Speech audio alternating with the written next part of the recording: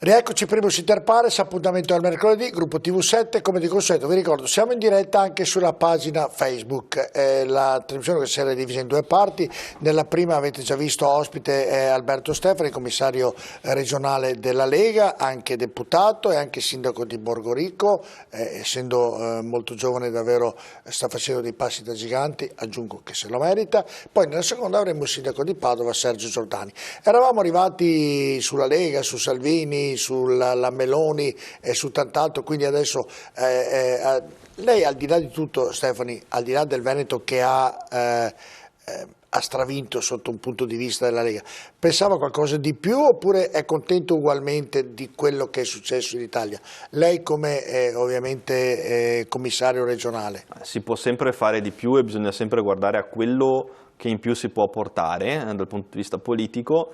Credo anche che alcune partite fossero molto difficili, penso a Bologna, partita che insomma, sì, sappiamo benissimo quanto Bologna abbia una tendenza a sinistra, penso a Napoli dove tra l'altro la Lega non c'era, e quindi non erano partite assolutamente facili e non si può di certo misurare il consenso nazionale su queste partite. Credo però che in alcune città abbiamo fatto anche un ottimo risultato, penso a Torino, penso a Trieste. Però Stefani, cerco di fare l'avvocato del diavolo, però nelle piccole, nelle grandi, la Lega, io dico, è vero che Milano è difficile, però Milano, la Lombardia è la patria della Lega, è dove è nata la Lega, dove ha una storia, è la regione governata dalla Lega da una vita, cioè ecco lì... Lì stiamo parlando comunque di un sindaco uscente e sappiamo sempre che la sfida del sindaco uscente è sempre molto più difficile. È anche vero che siamo partiti magari un po' in ritardo, questo l'ha dichiarato Salvini anche ieri, insomma, e sicuramente partendo per tempo si poteva fare. Dopo gli errori si commettono sempre e la cosa bella della politica è che dagli errori si può anche imparare e magari vincere la prossima volta, quindi assolutamente questo è il nostro obiettivo, lo sarà in tutta Italia e lo sarà ovviamente anche in Veneto. Certo, ecco, in Veneto, parliamo del Veneto, vede un futuro, io vedo un futuro di Stefani Presidente della Regione Veneto, così tanto glielo dico pubblicamente, ma lo dico io, non l'ha detto lei, no. Però al di là della mia previsione, vede un futuro di Zaia a Roma? Quello che deciderà il Presidente lo deciderà assolutamente lui. Secondo me Luca Zaia è una persona che ha delle qualità in grado di poter svolgere qualsiasi ruolo da livello regionale, Roma, Europa, e quindi credo che qualsiasi cosa scelga il Presidente del suo futuro sarà sicuramente una scelta azzeccata per lui, ma soprattutto per i veneti, che ha sempre dimostrato di rappresentare al meglio. No, sì, ci siamo tutti d'accordo, ma ha fatto proprio il politico in questo momento. Così tra me e lei, se lo vedeva un futuro, quando ha terminato ovviamente il mandato, oppure prima, visto le grandi capacità che ha, capito? Per Luca Zaia il futuro lo vedono sempre tutti dappertutto, perché comunque è una persona che ha delle competenze, una professionalità importante e quindi sì, assolutamente sì. E quindi vede, siamo d'accordo, sì, così. Ma credo sia un qualcosa di assolutamente scontato, insomma, un presidente che ha dimostrato grandi capacità, soprattutto in questi anni, l'abbiamo visto da vicino. No, era una considerazione perché sulle capacità inutili, lo riconoscono i nemici di Zaia, quindi qui in Veneto non ne ha, dico anche l'opposizione sì c'è, ma è abbastanza effimera. Senta, dove può migliorare secondo lei la Lega? Se deve migliorare oppure se va bene così? Lei che è uno molto importante a livello del tavolo di lavoro, insomma. Credo che si possa fare un buon lavoro proprio nella ricucitura con quelle componenti civiche che vedono comunque nella Lega un punto di riferimento. Dobbiamo saper recuperare quel consenso lì. È un consenso importante, magari anche di gente che non è andata a votare questa volta, e dobbiamo ripartire anche dalle periferie, perché le periferie, i quartieri decentrati sono quelle zone in cui spesso la politica è mancata, spesso sono inascoltati, spesso sono dimenticati, spesso sono oggetto magari anche di fenomeni di criminalità. Lì bisogna ripartire, lì bisogna continuare a far sentire la nostra voce, ascoltando la gente, come stiamo facendo anche qui in Veneto, anche nelle grandi città, lì si deve ripartire per vincere anche nelle grandi città. Non è delle volte, Stefani, che i politici si muovono quando ci sono le campagne elettorali per far vetrina, per avere voti e poi un po' si dimenticano del luogo? Parlo a livello nazionale. Noi dimostriamo l'esatto contrario, cioè noi abbiamo un segretario federale che gira il territorio nazionale da gennaio a dicembre ogni anno, e quindi credo che su questo la Lega abbia molto da insegnare agli altri partiti, ed è forse il motivo per cui questo partito esiste da 30 anni, è l'unico partito che non ha mai avuto bisogno di cambiare simbolo, che non ha mai avuto bisogno di cambiare la propria identità. E il fatto di restare sul territorio, di restare a contatto con le persone ci dà anche la forza per guardare al futuro e scegliere quello che dobbiamo fare, quello che dobbiamo diventare. Noi ascoltiamo ogni settimana i quartieri, le periferie, la gente nei paesi, nei comuni, lo facciamo da amministratori, lo facciamo anche da militanti di partito. In questi ultimi mesi di campagna referendaria abbiamo aperto migliaia di gazebo, quasi superiamo i 5.000 gazebo tra tutti quelli che sono stati fatti ogni settimana sotto il sole, sotto il caldo, e quindi risultati importantissimi che ci rendono assolutamente merito, insomma. Sì, io quando parlo con lei dovrei dividere sempre il Veneto da tutto il resto dell'Italia, perché il Veneto è ovviamente... Ma questo avviene anche in altre regioni, se andate a vedere insomma anche le campagne referendarie che abbiamo fatto, le nostre campagne di ascolto della cittadinanza, questo avviene in tutte le province e in tutte le regioni d'Italia, con risultati molto importanti. Senta Stefani, la Lega nasce, forse lei è giovane ma se lo ricorderà sicuramente perché è uno storico di questo partito, dunque, nasce con Bossi che dice no, Roma ladrona, noi non vogliamo saperne a che fare, siamo il partito del nord, dividiamo quasi l'Italia, nord, centro, sud, la dividiamo. Poi arriva Salvini e cambia completamente strategia. Condivide la strategia di Salvini sotto questo punto di vista e dire no, noi della Lega siamo l'Italia anche, non solo il nord come diceva Bossi. Ho semplificato ma ha capito il senso della domanda. Certo, la condividiamo tutti perché siamo tutti dentro questo movimento e abbiamo scelto tutti di aderire a questo progetto di Matteo Salvini.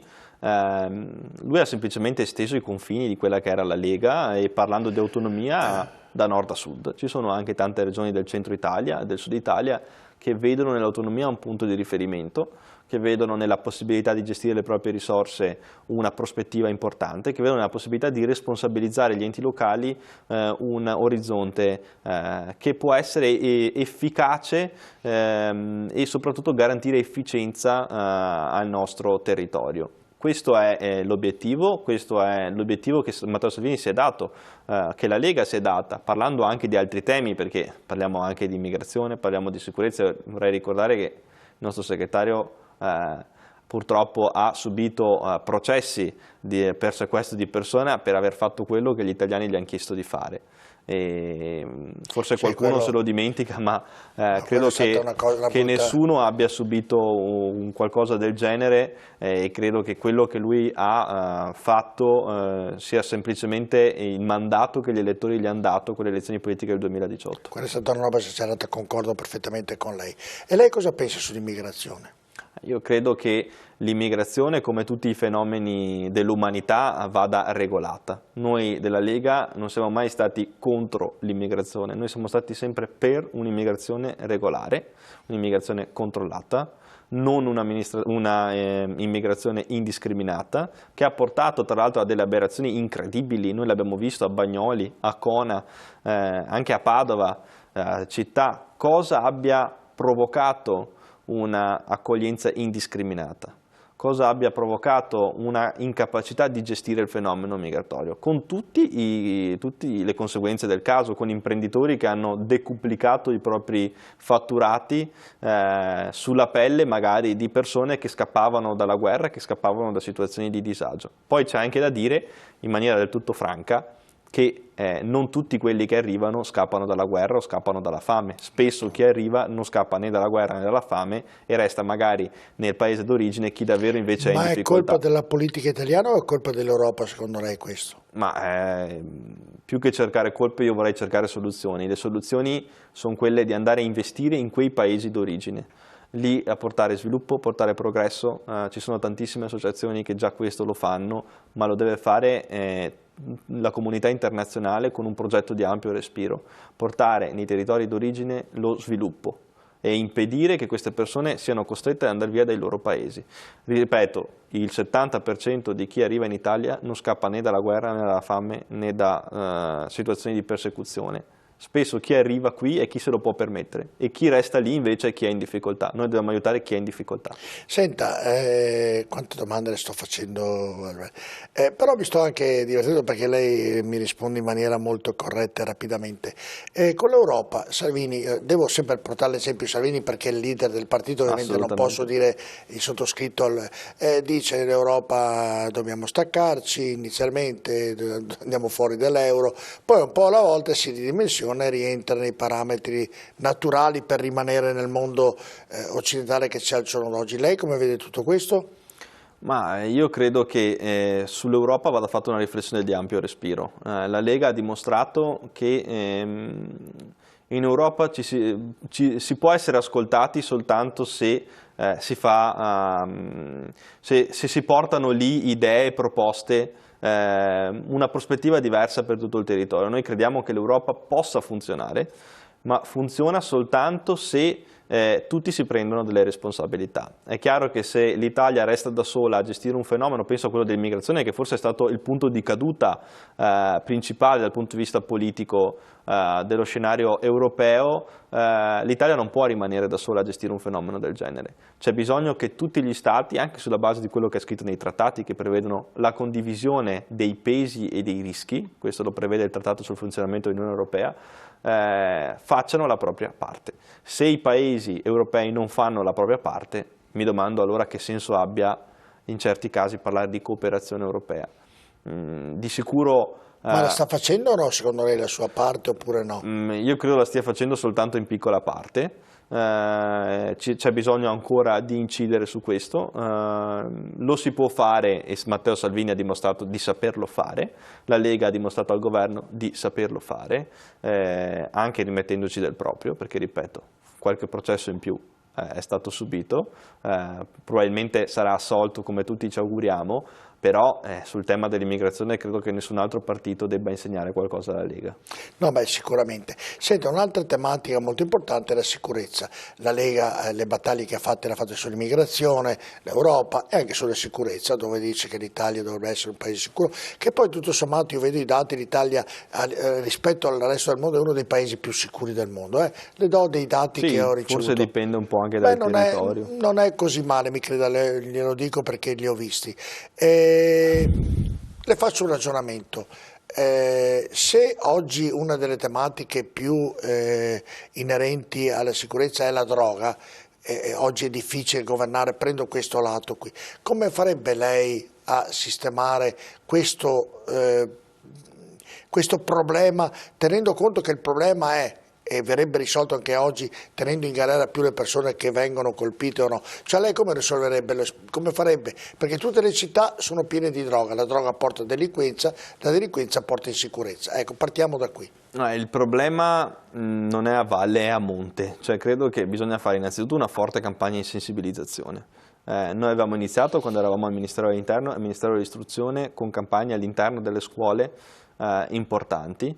Lo stiamo facendo, noi per esempio come Comune stiamo partecipando ad un bando della Prefettura che ha messo a disposizione anche delle proprie professionalità per garantire ai comuni la possibilità di contrastare lo spaccio della droga, che non è solo nelle grandi città, è anche magari nei piccoli però c'è comuni. Più smercio nelle Chiaramente grandi nelle grandi città il problema è maggiore, va contrastato però anche con un'attenzione ai quartieri e alle periferie, perché è troppo facile mandare i polizia locale nel centro storico, è molto più magari difficile che poi questi vadano magari nei quartieri e i cittadini vedano dei risultati. Ci sono dei quartieri e delle periferie, delle grandi città che sono totalmente sottratti alla legalità. C'è spaccio di droga, c'è criminalità, non c'è, ci sono situazioni davvero difficoltose anche qui a nord-est, anche in territori nostri, quindi è inutile che guardiamo tanto altrove.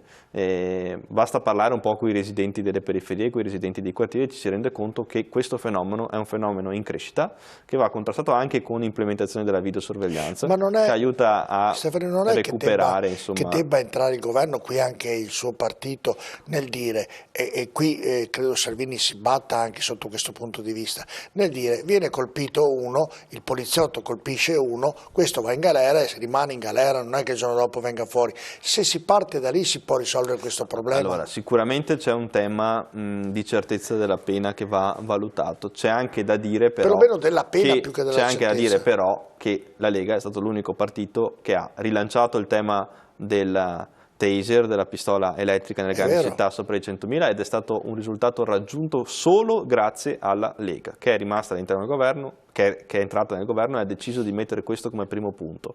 Per la prima volta si parla di taser che è stato già utilizzato e che già ha ottenuto dei buoni risultati. È anche vero che su questo si deve fare un ottimo lavoro, perché non si può pensare che questi fenomeni svaniscono nel nulla. Serve un intervento anche magari in certi casi dell'esercito. Noi l'abbiamo fatto già ancora quando era ministro dell'interno Maroni, che ha mandato l'esercito nelle città. Mi ricordo benissimo quanto il PD, i partiti di sinistra allora dichiarassero questa misura come una misura di militarizzazione delle città. È una misura che ha portato legalità, che ha portato ordine, che andrebbe addirittura implementata nelle città anche venete per garantire più sicurezza nei quartieri e nelle periferie. Senta, sono partito da questo discorso per andare in quello, cosa pensi della magistratura? Ma io ho grande fiducia nella magistratura, credo che i magistrati siano persone per bene, tra i magistrati ci sia una stragrande maggioranza di persone per bene, di persone che fanno il loro lavoro anche rischiando in certi casi la propria vita. Io ho studiato giurisprudenza e voleva fare il giudice? Non ho mai escluso l'ipotesi, quindi non si sa mai poi nella vita, no? Però credo che su questo vada fatta assolutamente un'operazione di chiarezza. È vero anche che c'è una minima parte di magistratura che per via di un correntismo eccessivo non abbia fatto del bene. Credo che addirittura abbia influito pesantemente nella vita politica di questo Paese. I fatti degli ultimi mesi e degli ultimi anni lo dimostrano. E credo che su questo si debba lavorare. Abbiamo rilanciato. Sarebbe per l'ipotesi del sorteggio per decidere un magistrato? Diciamo che questo non lo dice solo la Lega, lo dicono anche tantissimi magistrati di prestigio per garantire appunto una maggiore imparzialità, così come qualcuno prevede la possibilità della separazione delle carriere tra PM, giudici e organi giudicanti, insomma, e su questo va fatta una valutazione positiva. Noi abbiamo rilanciato un referendum sulla giustizia in questi mesi che ha ottenuto degli ottimi risultati, soprattutto qui in Veneto, e quindi su questo assolutamente andiamo avanti. Detto questo, pensare che tutta la magistratura sia un problema per questo Paese è assolutamente sbagliato. Ci sono tantissimi magistrati che fanno il loro lavoro con onore, con rispetto per il proprio ruolo e dedicando la propria vita ad un ruolo importantissimo che è quello del giudice. Senta, siamo quasi in chiusura di questa chiacchierata, ci siamo dimenticati che lei è anche sindaco di un paese, 9.000 abitanti, un bel paese ricco, come va lì? Lì va molto bene, è un comune che sta facendo tanto, soprattutto ma anche non sono arrabbiati i cittadini, Stefani vai via da qui, vai via di là, ci lasci soli? No, in realtà io dedico più di 3 giorni alla settimana al mio comune e ci sto dalla mattina a tarda sera, in certi casi anche più, insomma, fino a tarda serata, per riuscire a raggiungere i risultati. Quali sono i giorni che rimane a Borgorico? Lunedì, venerdì e sabato. E quindi questi sono i giorni che posso invitarla? Sì, però come ha visto ho preferito in certi casi dedicarmi ai miei cittadini. No, no? È tutto e giusto. Sì. Comunque, a parte gli scherzi, credo che abbiamo ottenuto dei buoni risultati anche sotto il profilo, anche su alcune questioni innovative. Adesso oggi pomeriggio tra l'altro ho un incontro proprio per svilupparlo. Stiamo lavorando per un progetto sul coworking che garantisce a giovani professionisti e a chi finisce il proprio percorso di studi e vuole entrare nel mondo del lavoro postazioni a bassissimo prezzo o gratuite molto tempo per i anche, ragazzi. Anche al abbiamo Comune aperto di un'aula Borgorico. studio, abbiamo partecipato al bando per il distretto del commercio. È bello andare lì a fare il deputato, alzarsi, parlare in mezzo. L'avrebbe mai pensato da giovane, visto che è ancora giovane? Ma è sicuramente un'emozione, affascinante, è un'emozione importantissima, anche perché senti dentro di te la responsabilità di rappresentare i tuoi cittadini, di rappresentare il tuo territorio, di rappresentare delle istanze. Tutti dobbiamo sentire dentro di noi questo onore, dobbiamo sentire dentro di noi questa responsabilità, non siamo lì per non far nulla, siamo lì per portare a casa dei risultati e ogni secondo speso lì dentro deve essere speso per la nostra gente. Senta, lei è giovane, ma la sua vita privata, non voglio sapere la sua vita privata, però la sta perdendo per la politica, cioè un ragazzo giovane, 29 anni come lei, si diverte, ha la compagnia, gli amici, le amiche, la fidanzata, non la fidanzata, insomma, invece lei dedica molto tempo alla politica, è stata proprio una scelta che le pesa un po', oppure riesce anche a divertirsi?